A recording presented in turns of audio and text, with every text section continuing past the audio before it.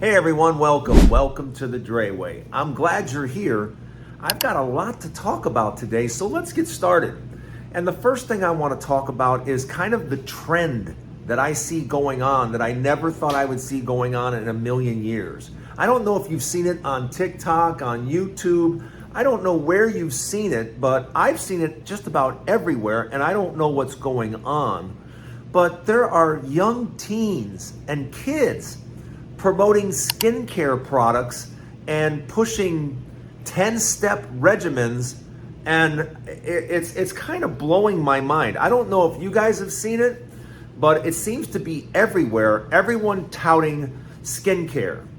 And take it from somebody who has gone through skin cancer a couple of times and chemo.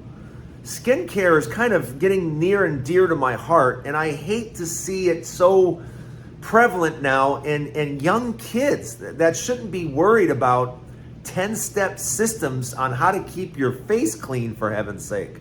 Now, I do some things that are a little bit different, and I do them differently because I've had chemo done to my face a couple of times. I've also, I think I've shared, I took 76 stitches to the face, and I've taken stitches here and stitches here. I've gone through a lot of trauma to my face. So when I see young kids being preoccupied with their skincare, there's nothing wrong with taking care of your skin. Believe me, I wish I had taken steps a lot earlier. I wish I had never stepped in a tanning bed. I think the tanning bed of the 80s, they weren't very kind to many people. It's certainly not to yours truly here. But I just want to say it's kind of concerning to see all these kids with 10-step skincare systems when all you really need to do is keep your skin clean and moisturized. And even I'm not using over-the-counter, lotions and creams and stuff like that. I use some very basic stuff that was created for me by hand through a pharmacy. And that is what's worked really, really well for me. And I also use something, I don't know if I've showed it you before. It's called Badger Balm. This is no advertisement anyway, but I use it because it's basic. It's virgin olive oil and beeswax. And it keeps a nice little, keeps the dryness from coming on my skin. And I'm starting to use a really nice copper peptide that has completely changed my face and completely changed my routine altogether. So I just wanted to talk about that a little bit because my venture in skincare came from not really doing anything, for the last 10, 20 years.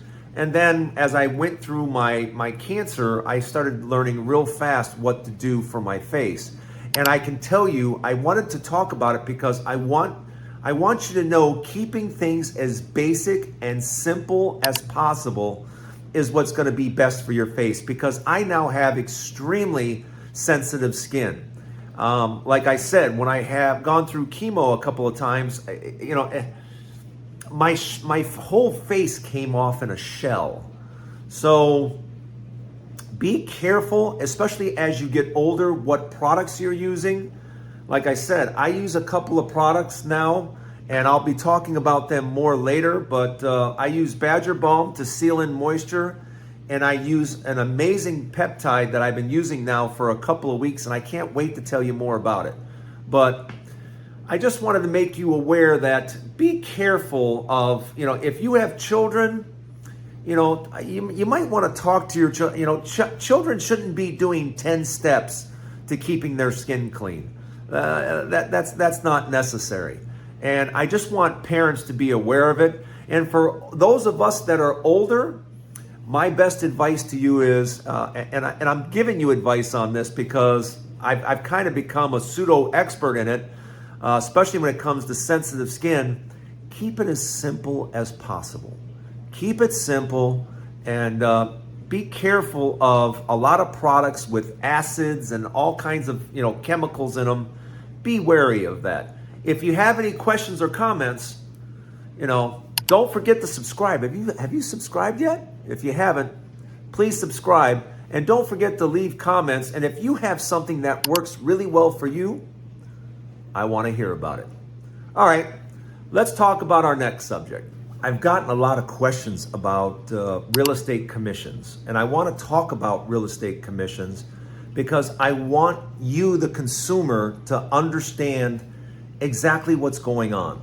Because I see the news stories, I see what's on YouTube, I see what's on TikTok, and you're not getting the exact skinny on what's going on because, the whole system and how people are paid for in buying and selling real estate, the whole system of the seller and the buyer agent working together or colluding together to take as much money as possible, that went to trial. And it was found that real estate agents were conspiring and colluding to keep fees really, really high.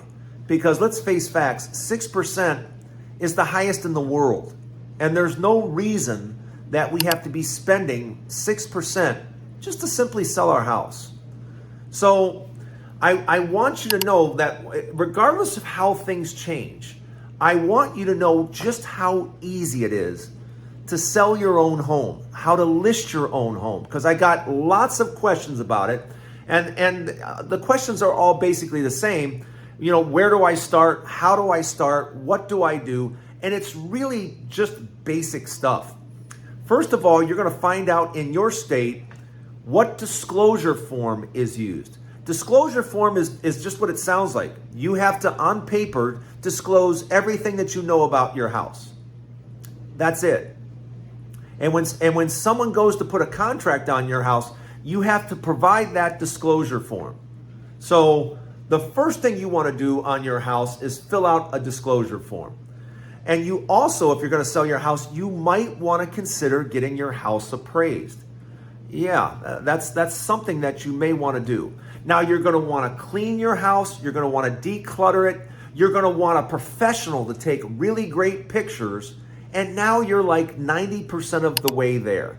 Make sure that you have an attorney available to look over your contract and your paperwork, and make sure that you have a title company that you can work with.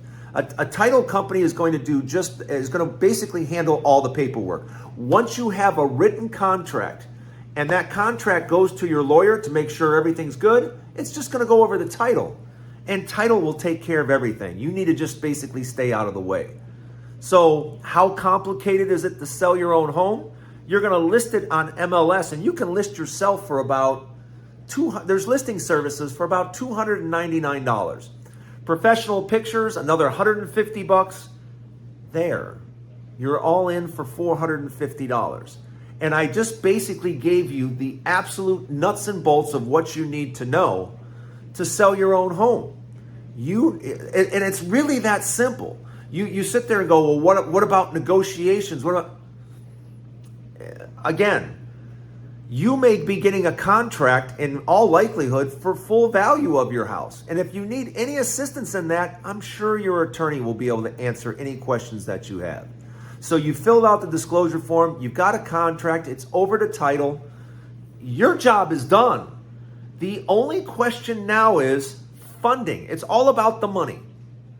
If someone's paying in cash, it's going to happen very quickly. If there's a loan involved, that's where things start to, that's where things can get dicey. Whenever there's a loan involved, I'm not 100% sure that it's going to go through.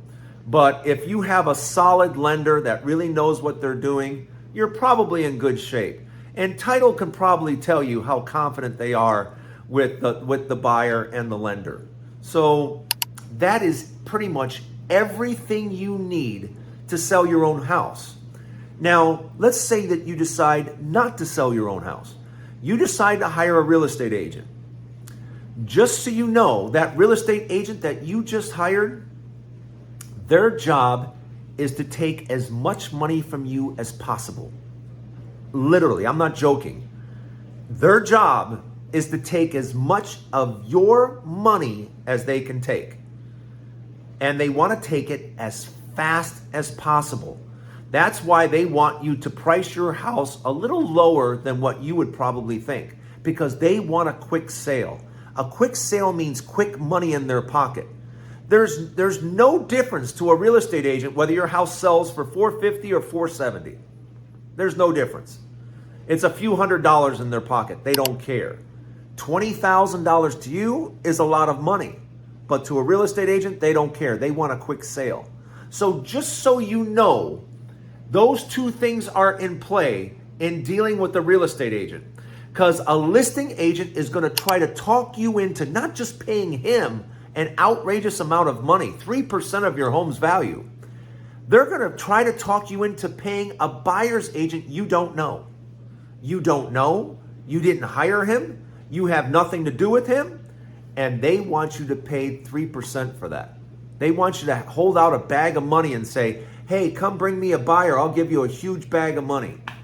But that's your money.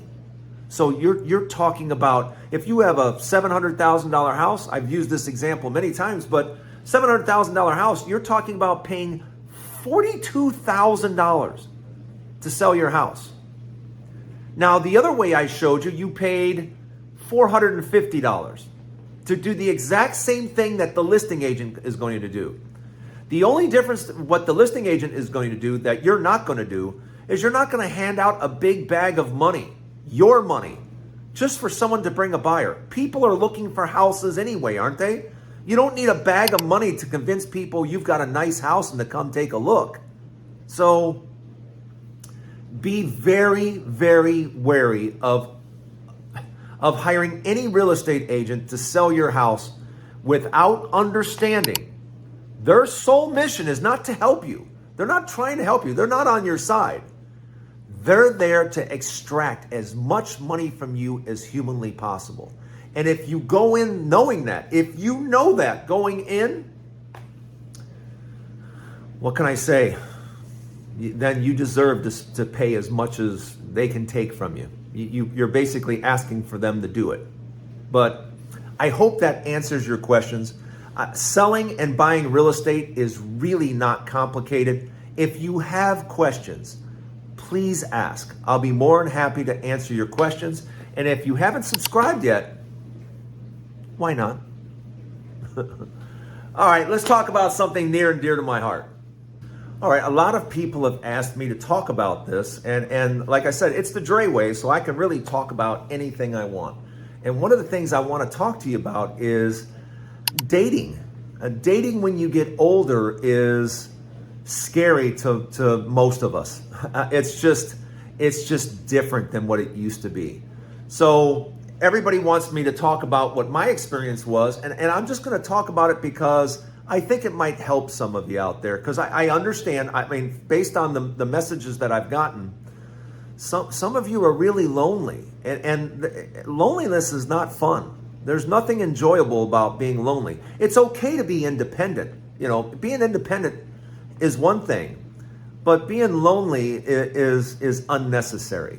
And the reason that I say it's unnecessary is because, to be honest with you, I got on TikTok. If many of you don't follow me on TikTok, please take a look at my TikToks. You know, just Drayton right over there on TikTok. I'm not hard to find. The thing is that I basically started doing TikTok because I wanted to open my circle. I wanted to meet more people. I wanted to talk. And believe me when I tell you, I'm one of those people that if I'm in line with you at the grocery store or any store, I'm going to know all of you. I am not the guy that's going to be sitting there quiet and everything else. No. I got to know who you are, what you're doing. I got to try to make you laugh. I got to do something, because it's just kind of who I am, you know. And I love people. But, you know, I think we'll agree, as you get older, it just seems like your circle gets smaller and smaller. So you have to do something to break out of that. And I don't care whether it's, you know, joining a club, whether the club is on hiking, playing cards, a bridge club, a pinochle club, whatever the case might be. You just have to open up your circle and meet and interact with new people. Now, I know it's hard because you got the comfort of your home. Everybody likes the comfort of their home. Oh, I could just go home. I could just go home. Yeah, you could. But you're lonely there. You're all by yourself. I know you got your dog or you might have your cat. It's not the same. And just so you know, I was going through the exact same thing, and I decided to kind of open my circle and start doing TikToks. I've done I think over 4,000 TikToks, and I now have almost 400,000 followers, and they are some of the most amazing people. I mean, I truly have friends on TikTok that are fantastic people. One of the people I met that right here on YouTube, Dan over at I Allegedly. If you haven't seen his show yet, please go check Dan out at I Allegedly. He's right here on YouTube. But I met Dan through TikTok. I've met a lot of people. I met my current girlfriend through TikTok. I've dated a number of women through TikTok. And that comes from just broadening my circle. That's all it was about is me talking to and reaching out to more people. And I want you to do the same thing. If you're lonely, you don't have to be. That's a choice. I promise what I'm telling you is a choice. And it doesn't have to be. There are so many things that you can do. This is such an amazing time to be alive. The communication ability that we have. I mean, think about this right now. You're sitting at home right now watching me. How cool is that? That, I can kind of broadcast my own station, the Dray Way, and kind of do things the way I want to do them and present entertainment to you through my own YouTube channel. That's kind of cool, isn't it? And on TikTok, I'm able to interact and talk with people from all over the world. And if that doesn't blow your mind, but just so you know, you can be a part of that.